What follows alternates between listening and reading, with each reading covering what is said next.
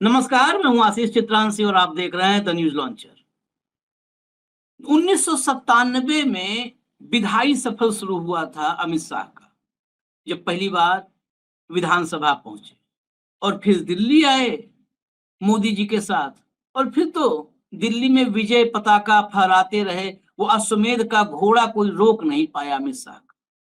वो जहां जाता था घोड़ा, उस घोड़े पे चाहे राजीव कुमार बैठे चाहे ज्ञानेश कुमार बैठे, कोई भी वो घोड़ा वापस जो है लेके आते थे। मतलब कोई रास्ते में रोक नहीं पाता था, बांध नहीं पाता था, ना कोई मतलब कोई लौकुश भी नहीं बन पाया, और तो दूर की बात। लेकिन 97, 3 साल वो 25 साल, ये 28 साल का ये सफर। वैसे तो 87 से 83 से शुरू हो गया था राजनीतिक सफर, लेकिन जो सदन में बीता, इस 28 साल में अमित शाह कभी नहीं हारे थे, कभी नहीं हारे। अमित शाह गुजरात में नहीं हारे, गुजरात में जिसे चाहे उसे जिता दिए। 91 में आडवाणी जी का इलेक्शन मैनेजमेंट का काम 1991 में मिला था, वहीं से पहली बार नजर में आए थे। 95 में मोदी जी के साथ ज्वाइंट हो गए।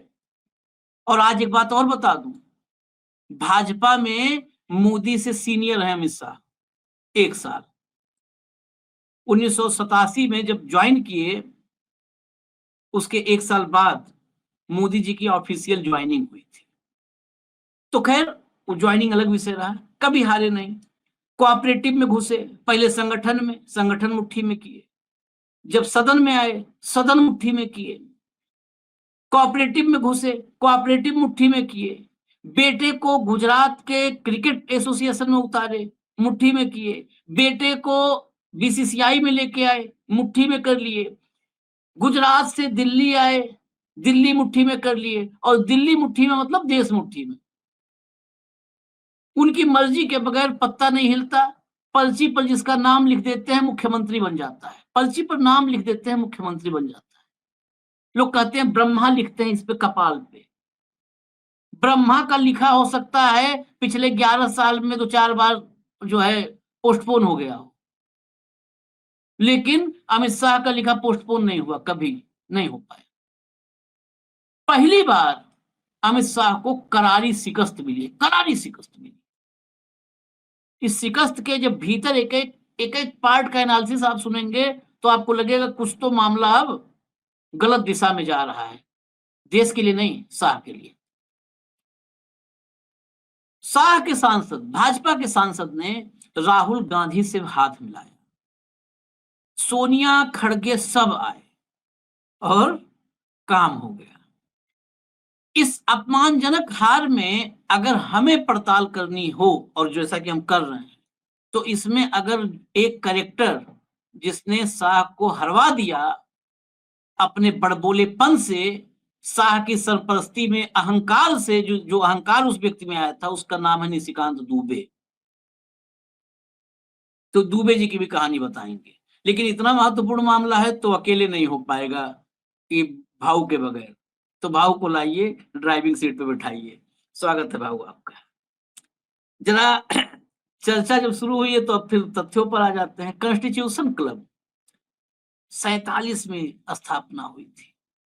इसमें वर्तमान सांसद जो होते हैं वो होते हैं, पूर्व सांसद वो भी होते हैं, पूर्व सांसद। ऐसा नहीं है कि जो हो गया सांसद अनिवार्य इसमें रहेगा।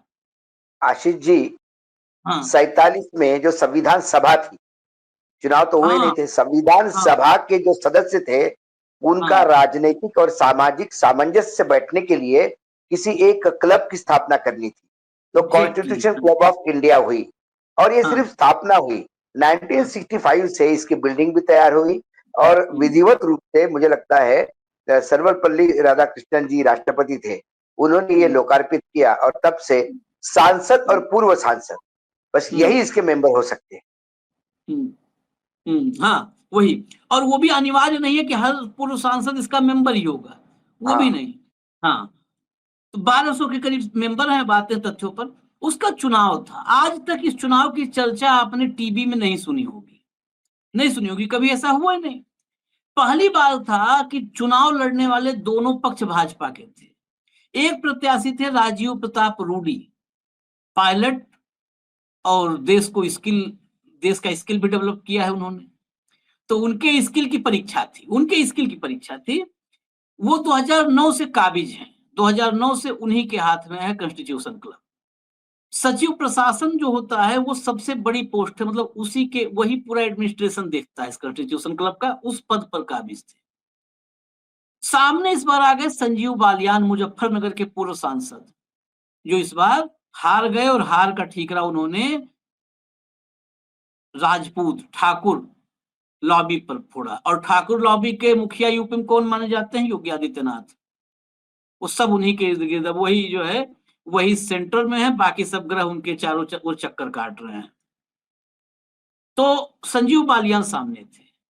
बालियान को 102 वोट से हारना पड़ा चुनाव। अब सवाल यही है कि बालियान के पीछे कौन था? तो स्पष्ट रूप से बता दे, बालियान के पीछे अमित शाह थे। और बालियान चुनाव में चेहरा थे, नाम बालियान का था।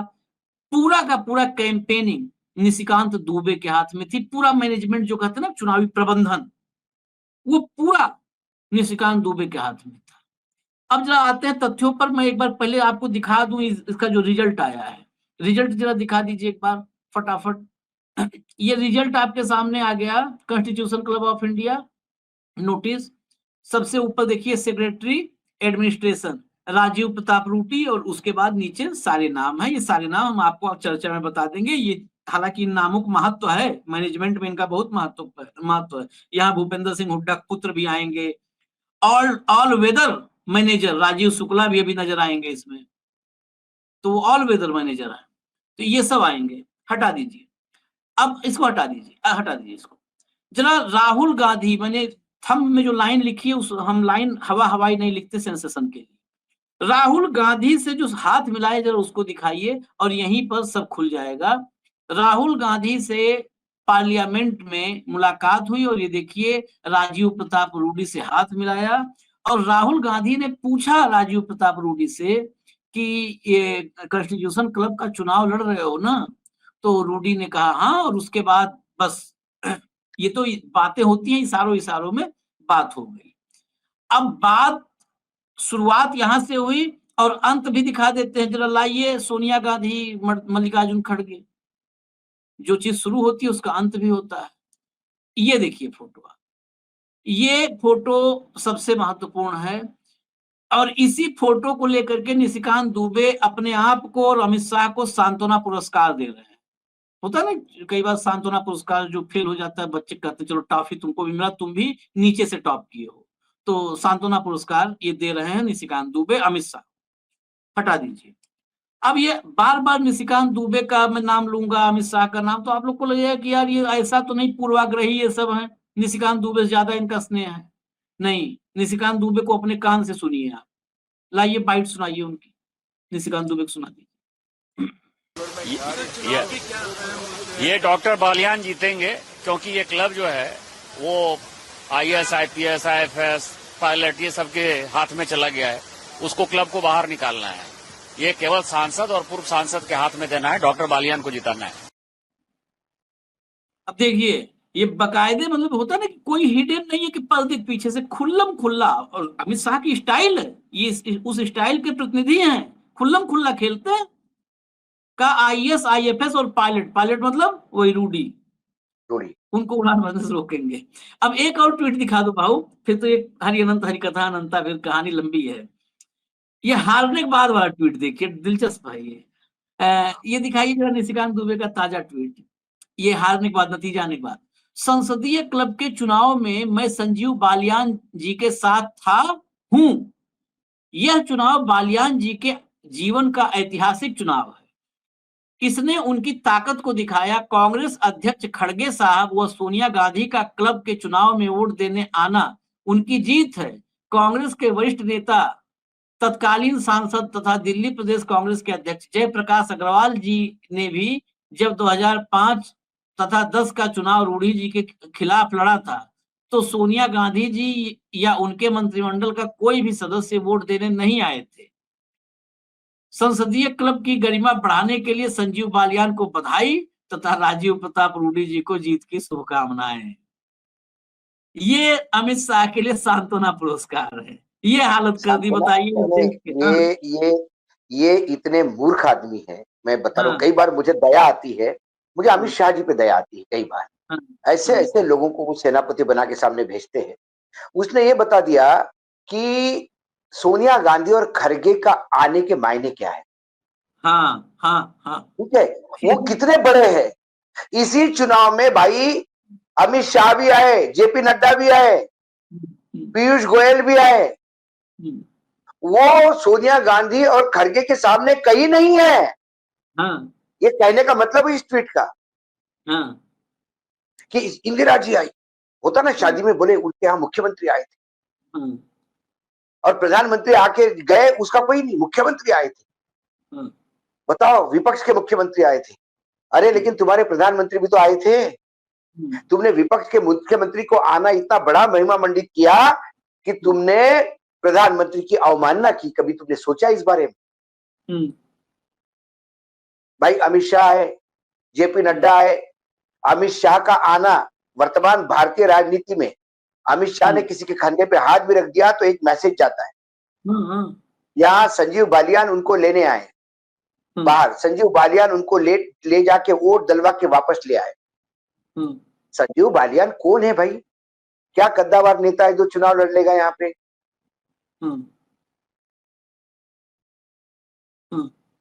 लेकिन ये बता दिया कि अमित शाह आके भी जिता नहीं पाए और वो सोनिया गांधी को महिमा मंडित करने में लगे थे। लेकिन इसके मायने ये है कि सोनिया गांधी और खरगे यदि उतर जाए तो चुनाव पलट सकते हैं। भाई निशिकांत दुबे ने कहा ना कि बलियान ही जीतने वाला है। वो चुनाव पलटा, क्यों पलटा? बकौल ये ट्वीट निशिकांत का, बकौल निशिकांत ये चुनाव टर्न हुआ क्योंकि सोनिया जी और खरगे जी आए। ऐसे ही सोनिया जी खरगे जी लोकसभा में उतर जाए अगले या आने वाले बिहार के चुनाव में उतर जाए तो फिर क्या टर्न हो जाएगा क्या? हाँ। ये नहीं समझता, ये आदमी ये नहीं समझ रहा है कि ये इनडायरेक्टली सोनिया जी और खरगे जी की महानता दर्शा रहा है। सवाल ये है कि मामला गड़बड़ कहां हो गया आशीष जी? कि नो शुद्ध रूप से बताता हूं, संजीव बलियानी अमित शाह के आदमी, अमित शाह के उम्मीदवार थे। क्योंकि अब अमित शाह जी को ये गुमान होने लगा है कि वो पत्थर पे भी हाथ रख दे तो उसको भगवान डिक्लेयर कर सकते हैं। जिसको चाहे मुख्यमंत्री, जिसको चाहे सांसद, जिसको चाहे राज्यसभा, जिसको चाहे मंत्री, जिसको चाहे उतार देना। भाजपा में आपकी औकात क्या है ये कोई मायना नहीं रखता। जिसकी भाजपा में संगठन में बड़ी औकात, वो दिल्ली में जीरो हो जाता है क्योंकि उसकी औकात है ग्राउंड पे। इसी निशिकांत दुबे ने कहा था कि भाजपा की कोई औकात ही नहीं भैया, 150 सीटें नहीं लाएंगे, जो कुछ भी ला रहे मोदी ला रहे। हाँ। इसी निशिकांत दुबे ने बोला था ना। तो संघ की कोई मायने रखते, संगठन कोई मायना नहीं है, सिर्फ मायना एक ही है, मोदी जी। तो अब जब संजीव बलियान को सामने लाए तो राजीव प्रताप रूडी को यह था कि फॉर्म विड्रॉ करता। राजीव प्रताप रूडी को पीछे ने बल किसने दिया? डटे रहने के लिए। एक बहुत बड़ी लॉबी है बीजेपी में जो ढोकले और खाकरे से निजात पाना चाहती। वो अपनी दलिया में खुश है। दलिया ये संघ का ब्रेकफास्ट है, मैं बता रहा हूं आपको। किसी भी घोर संघी के यहाँ जाओगे सुबह तो दलिया ही मिलता है खाने के लिए। तो वो दलिया वाले लोग हैं। तो राजीव प्रताप रूडी के पीछे सब खड़े हो गए और उन्हें विश्वास था कि लोग आएंगे मेरे पास। और ये भी बता दिया कि विपक्ष की ताकत कम नहीं है इस सदन में। भाई चलो 200, मतलब बलियान को तो 6-7 वोट मिलने चाहिए। ये अमित शाह के डर से पड़े हैं 290, जो भी वोट पड़े हैं उनको तो मैं बता दूं, हाँ 707 वोट मतदान हुआ। 1295 सदस्य है 707 लोगों ने मतदान किया, जिनमें से 669 वोटों की गणना हुई, बाकी 38 पोस्टल बैलेट थे। टोटल गणना में 291 वोट मिले संजीव बलियान को और राजीव प्रताप रूडी को 391 वोट मिले।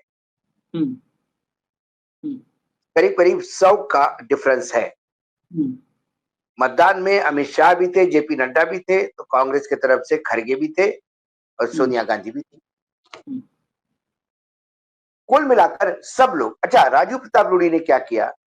टीएमसी, कांग्रेस, डीएमके, निर्दलीय सबको साधा। और ये जो बड़बोलापन था कि दलाल हावी है इस क्लब पे, तो सदस्यों ने ये बता दिया कि निशिकांत दुबे तू तुम्हारे आंखों का इलाज कर, तुम्हें पुराने सांसद सबको अपने जैसा, सावन के अंधे को सब हरा दिखता है आशीष। ये वही करते थे, कारपोरेट लाइजनिंग, जिसको हिंदी में उद्योग घरानों की दलाली ऐसा कहा जाता है। तो इनको दलाल शब्द हर जगह पे उनको वही दिखता है जो अपने आप में आदमी होता है। तो ये कहते कि भाई वहां दलाल है और ये है वो है।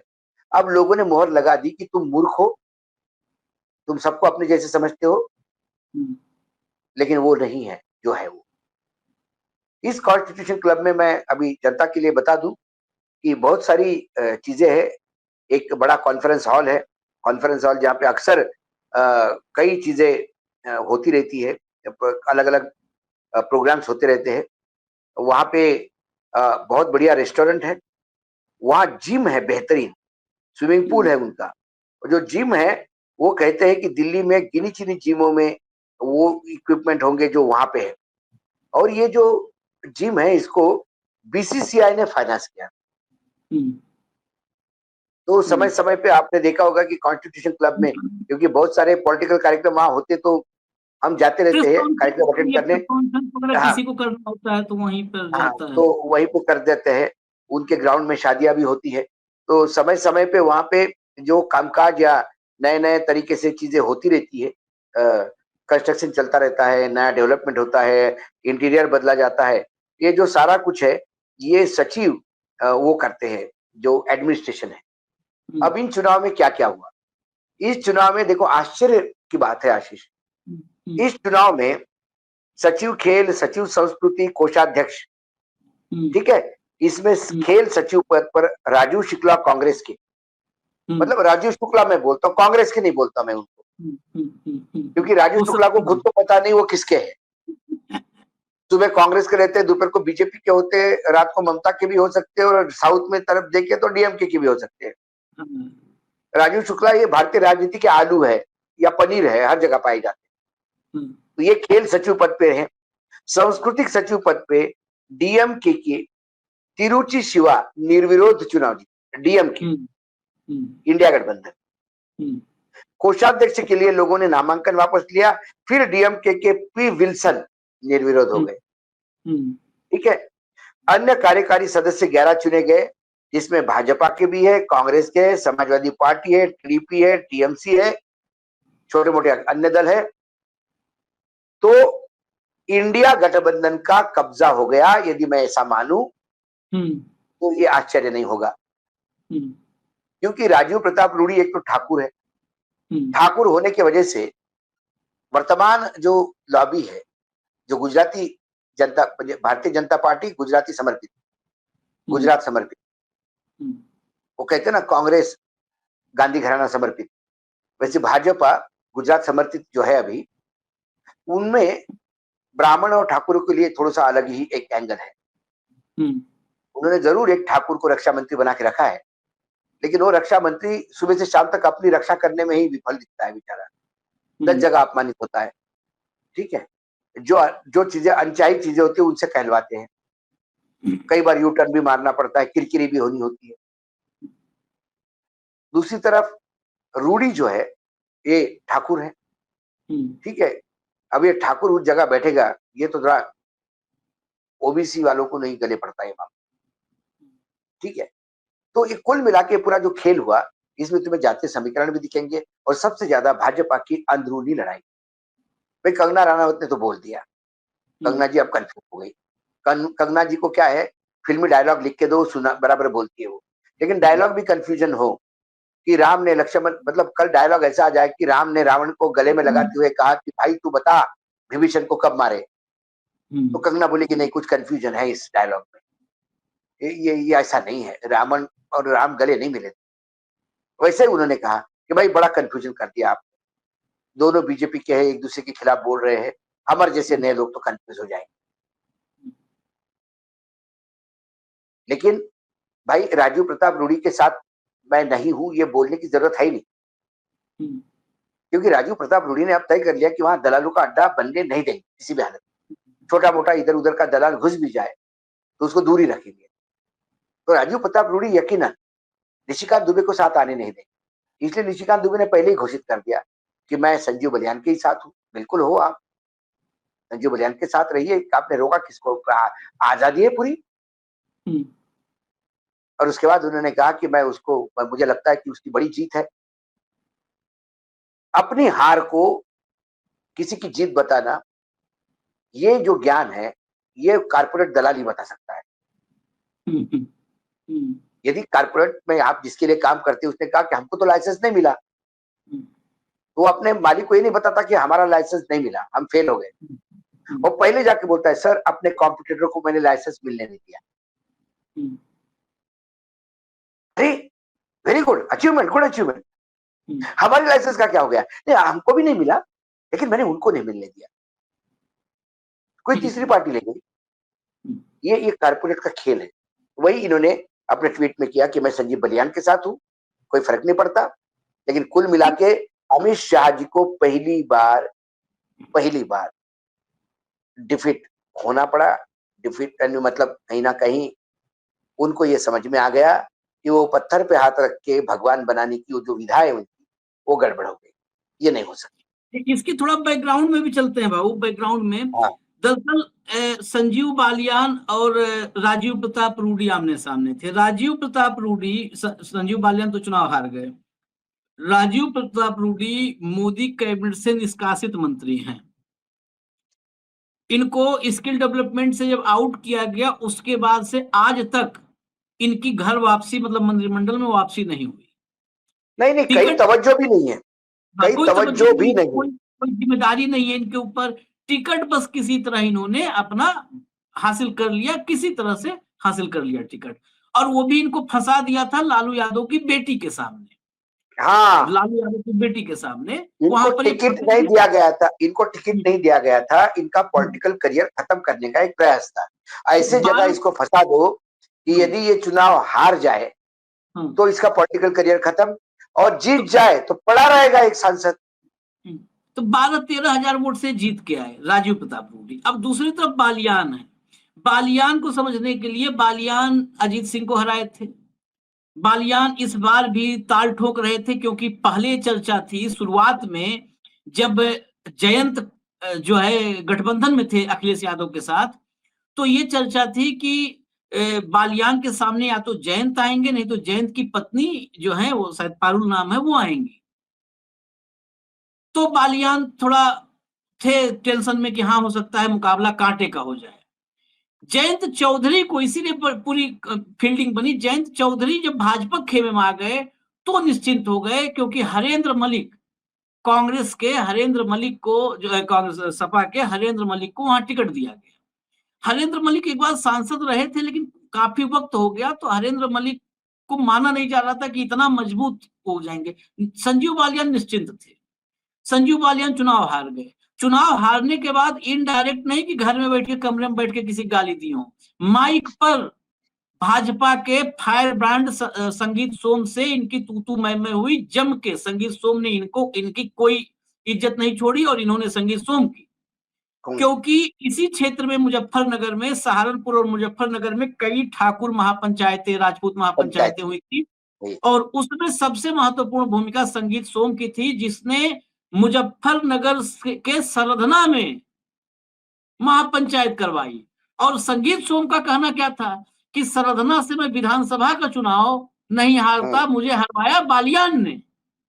हाँ। तो बालियान ने नहीं, पूरे ठाकुरों ने वो हाँ। उससे उसने अपने योगी आदित्यनाथ से लेके सब तमाम ठाकुरों को उसने इसका ठिकरा फोड़ दिया सबके सर पे। हाँ, बालियान ने। तो ये जो है, ये पूरा कनेक्शन जाता है यहाँ कि ये पूरा का पूरा खेमा ही, जो इधर बालियान के पीछे का खेमा था, ये शाह विरोधियों का विरोधी है। मतलब शाह के एक निष्ठावान लोग हैं। हो सकता है कुछ वक्त में आपके सामने कोई खबर लेकर आए प्लांट करते कि नहीं, रूडी को भी अलग से बुला करके पीछे वाले रास्ते से बुला करके आशीर्वाद दिया था अमित शाह ने। हाँ हाँ, ऐसा नहीं नहीं, कुछ है ना। नहीं, ये खबर प्लांट की जाएगी कि नहीं, नहीं पीछे वाले नहीं, होता दरवाजे क्या में है, या खिड़की से हाथ बाहर करके आशीर्वाद भाई दिया था। हारा तुम्हारा जीता मेरा।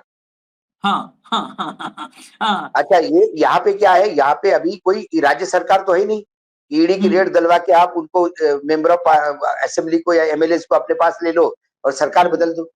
अब तो ये 5 साल के लिए गया। सवाल इस क्लब का नहीं है। क्लब बहुत सारे क्लब है, इससे बड़े बड़े क्लब है, बड़े ज्यादा मेंबरशिप वाले क्लब है, 5-5 हजार के मेंबरशिप वाले क्लब है। हमने देखा national sports club of India NSCI जो है, बहुत बड़ा क्लब है। मुंबई दिल्ली एक है, चुनाव होते हैं उसके भी बड़े, जिमखाना के चुनाव होते हैं। वो छोड़िए, हम लोगों का प्रेस क्लब ऑफ इंडिया, वहां घमासान होता है चुनाव में, वो खबर नहीं बनती। खबर ये बनती है क्योंकि चुनाव जीता कोई, हारा कोई, चुनाव लड़ा कोई, लेकिन पर्दे के पीछे हार किसकी हुई और चुनाव लड़वाया किसने था, ये बहुत महत्वपूर्ण होता है।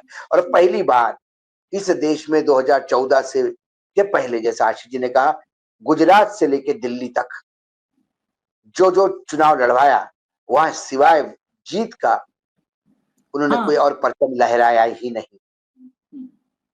अमित शाह, दाई नेम विनिंग, चुनाव जीतने का दूसरा नाम अमित शाह था। कैसा, ये छोड़ दीजिए, साम दंड भेद सब सब सब चलता था उसमें। पहली बार, अब बहुत ही, मैंने कहा ना कि अच्छा तैराक वही डूबता है जहाँ पानी कम होता है, वही होता है। सबसे हल्की जगह पे आके हार गए। असल में सबसे हल्की जगह पे सेनापति चुनने में गलती की भाऊ, मैं अभी भी कहता हूँ। हाँ, नहीं, दो बातें हैं आशीष। सेनापति, ऐसा नहीं कि इसके पहले सेनापति गलत नहीं थे, लेकिन पूरी ताकत झोंकते थे अमित शाह।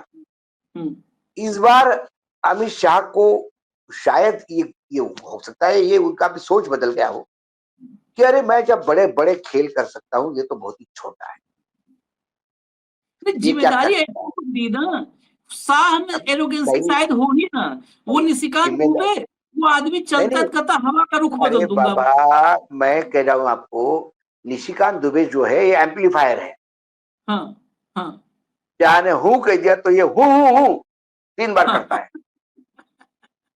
तो ये जरूरत से ज्यादा बोला। बोलने के बाद भी अपनी शर्मसार हार को जीत में तब्दीली करने के लिए इसने अमित शाह, जेपी नड्डा और सबकी बेइज्जती कर दी एक झटके। उनको बता दिया अमित शाह और जेपी नड्डा की कोई औकात नहीं भाई, इस चुनाव में सोनिया जी और खड़गे जी आ गए। मतलब चुनाव कितना महत्वपूर्ण था।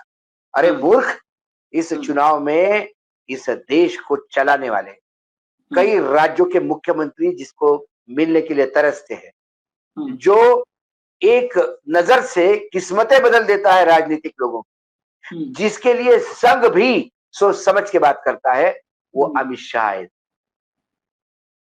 सबसे ज्यादा लंबे समय तक अध्यक्ष पद भोगने वाले जेपी नड्डा है। कहां खड़गे को लेके बैठे हो, कहां सोनिया गांधी को लेके बैठे हो। लेकिन मैंने बोला ना, ये वो लोग हैं जिस डाली पे बैठते उधर ही उसको ही काटना शुरू कर देते। या रात को पेट्रोल खत्म हो गया कि नहीं हो गया स्कूटर में, ये देखने के लिए टंकी में माचिस जला के देखते और खुद का मुंह जलवा लेते। ये निशिकांत दुबे उन कुंभड़ में से एक है जो उसने किया इस ट्वीट से। तो कुल मिलाकर ये पहली बार है, मतलब मैंने एक बहुत बड़े, मैं नाम ही लेता हूँ, बंजारा साहब से मैंने जब बात की थी, एबीपी न्यूज का प्रोग्राम था बंजारा जी का, और उसके बाद वो हमको एक कमरे में लेके बैठ गए, बहुत सारी बातें हो गई। बंजारा जी से थोड़ा सा अपना एक और रिलेशन ऐसा बनता है कि बंजारा जी की बेटी जो है वो हमारे जिले की बहू है। बंजारा की बेटी वसंतराव नाइक के फैमिली में दी हुई और उस परिवार को संभालने में उसका बड़ा रोल है। तो उनका थोड़ा सा एक वो कॉर्नर भी हो जाता है जब बात करते समय मुझसे। तब उनने मुझे कहा था कि उनका उपयोग सरकार ने मंडी चुनाव में तक किया। कृषि उपज मंडी के जो चुनाव होते हैं उसमें तक मैंने दखल दी है किसी के कहने पे, क्योंकि ये दोनों किसी भी छोटे से छोटे चुनाव को कभी हल्के में नहीं लेते। और हम पहले दिन से कह रहे थे आशीष जी, कई शो में मैं कह रहा हूँ, चुनाव कैसा लड़ना चाहिए ये बीजेपी से सीखिए। क्योंकि अब वर्तमान में जो चुनाव होंगे उसमें नैतिकता, प्रामाणिकता, ट्रांसपेरेंसी, कॉन्स्टिट्यूशन, लोकतंत्र ये कहीं नहीं होगा।